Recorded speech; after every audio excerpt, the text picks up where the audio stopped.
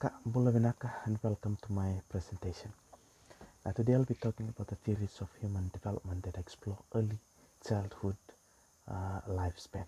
Right. So the theory that I've chosen to be part of my presentation today is on Lev Vygotsky's sociocultural theory.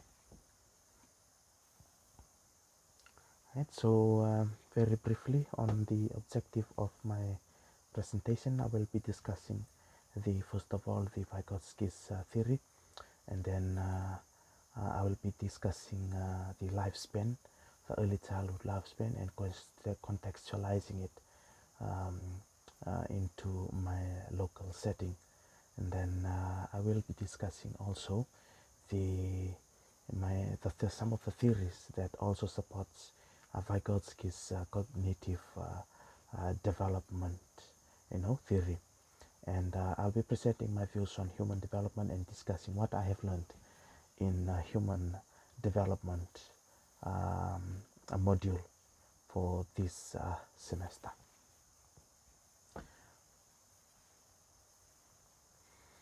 Okay, just a bit of introduction. Vygotsky's sociocultural theory. Lev Vygotsky is a Russian psychologist who was known for his sociocultural theory, believed that children's collaboration, with environment plays a vital role in their development of cognition, social and also emotional skills. Now, in front of the screen right now is a sociocultural theory of development. This is the illustration of Lev Vygotsky's theory. I will try and discuss what has been illustrated in each diagram. In the first diagram, we see a family that are dining with the two kids and the parents. They're praying before meal. They're trying to instill the culture of the religion to their child,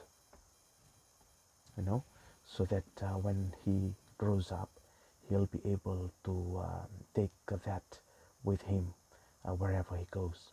Now you can see in the second picture where a child with no shame at all, with a lot of excitement, right? When the song starts to play, a child starts to dance around with the help of an adult. This gives them the sense of dependency. They depend on adult, and they learn from their older siblings or from their carers about activities, about things that they should do, to make them happy every day. And in the last illustration, we see a child that is doing chores, a child doing a different thing, and the father is also doing a different thing. Now, this must be their daily chores that the father have trained the child, to do every day.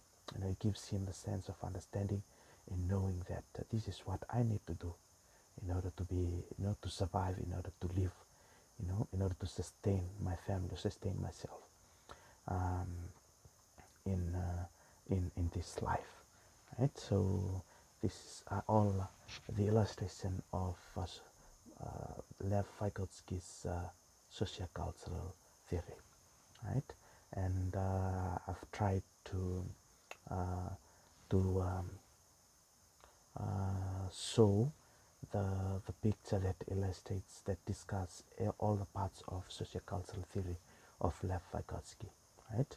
So the first part of the theory, he emphasizes on the social and cultural context of the development, and then secondly talks about social interaction and its impact, right? And the interaction not only amongst peers and also for children with individuals who are more knowledgeable than them.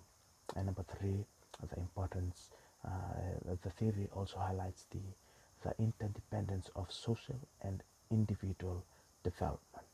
The I mentioned that in this theory that there are development that occurs when children are amongst peers when they are amongst adults and when they are socializing, and there will also be the development that occurs, especially the cognitive stage of development when students are left alone. And lastly, in the fourth point, Vygotsky saw learning as a collaborative process.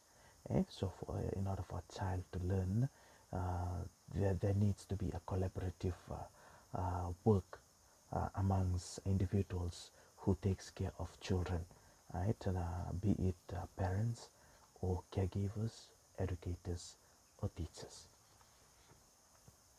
right? All this is being discussed in this theory, the social cultural theory of Lev Vygotsky's. Right? He says that children, they learn by interacting with each other and also with the environment.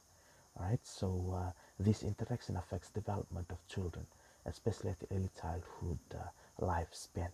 After the age of 3, from what we have found is that a child growth, the rate of growth rapidly increases from the age of 3 right up to the age of 7. Okay, so that there are also certain things that are happening in this stage. Now, Jean Piaget described that this stage is called a pre-operational stage, right, where rational thinking and the problem-solving skills will be at fundamental, but the children will be able to use language. That means they will be more vocal, you know, and also the mental metaphors to investigate and represent their view on the world will also happen at this stage of development. Right now, bringing that into my local context, into my local setting. Right now, Fijian children when return from daycare, we see daily. This is the experience that I would like to share some of what things that I've observed on children when they return from ECE day by day. Some of these changes occur, such as that happen to them, such as the confidence level. When we see our children when they return from daycare or when they return from ECE, we can see the sense of enlightenment or of excitement on the faces, knowing that they've learned something new. They've explored on that particular day, and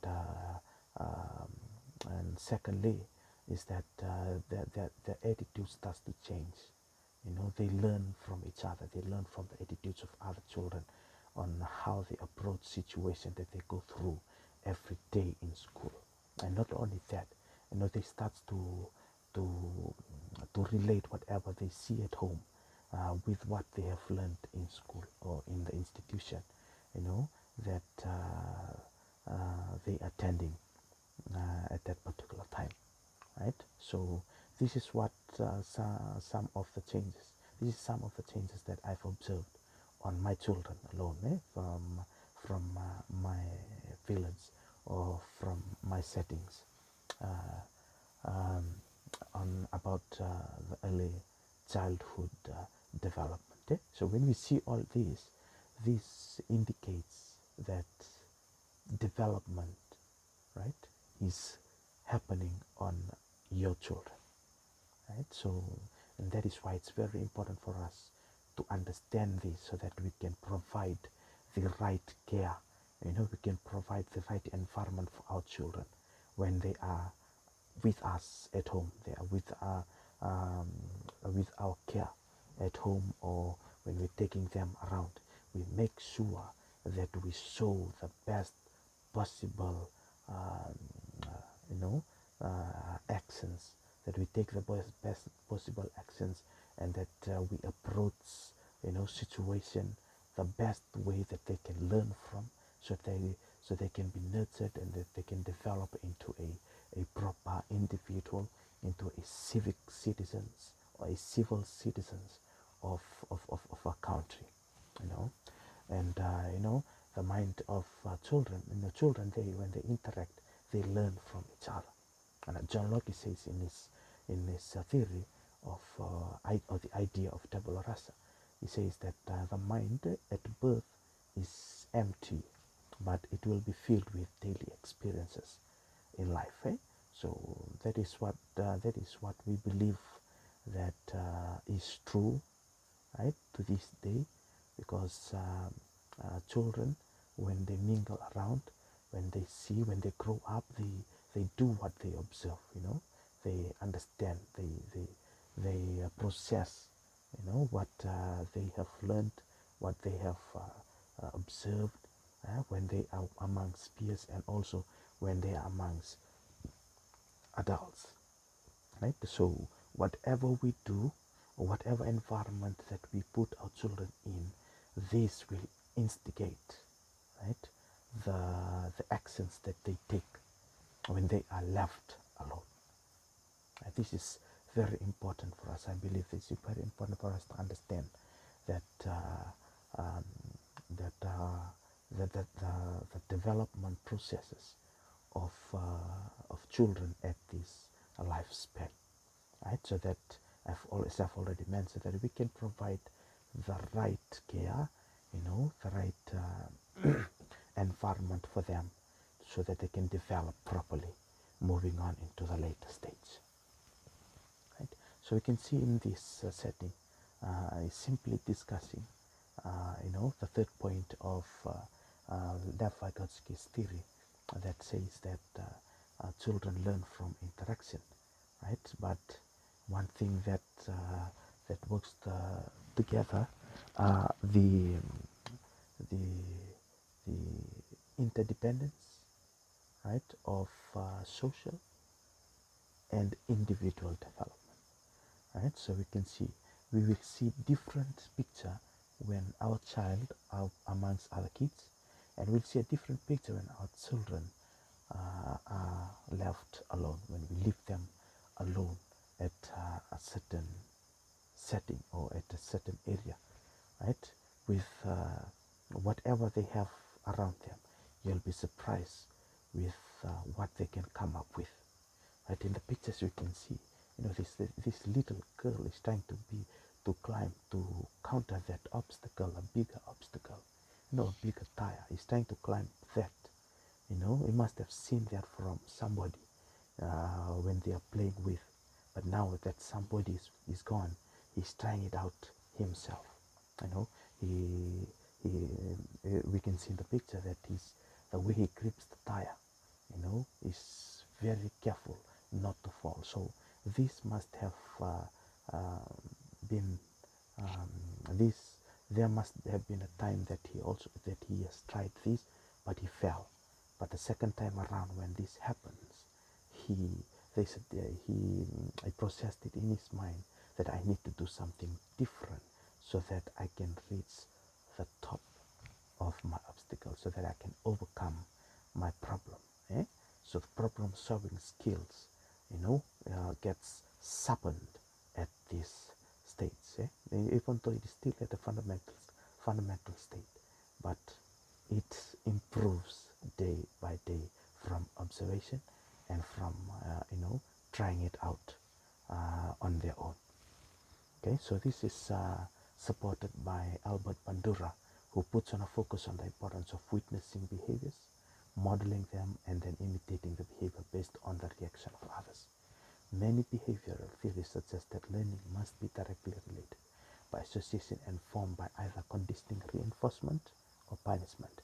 But there is also learning theory suggests that learning can also occur just by watching others and observing their actions. I can see this to be true, right? We can say this to be true in our local context. And I know when our children, they do something wrong, we instill punishment, reinforcement for them, so that when next time around, when they are faced with the same situation, they will have to do a different action so that they can achieve a different outcome, right? So for them to come out of the situation. So in other words, their sense of of understanding or of accepting the right behavior, and also deleting the um, the improper behavior so that they can be in the brighter side in the next time around. Right. So in conclusion, um, it is essential. It is essential for us as educators, as parents, to as caregivers, to to understand the stages of human development in the lifespan of early childhood, so that we can provide them, as I've already mentioned, we can provide comfort, so that we can be able to provide help in any way possible, just so our children can develop properly, cognitively, socially, and emotionally. Thank you very much for listening, and I wish us all the best this semester.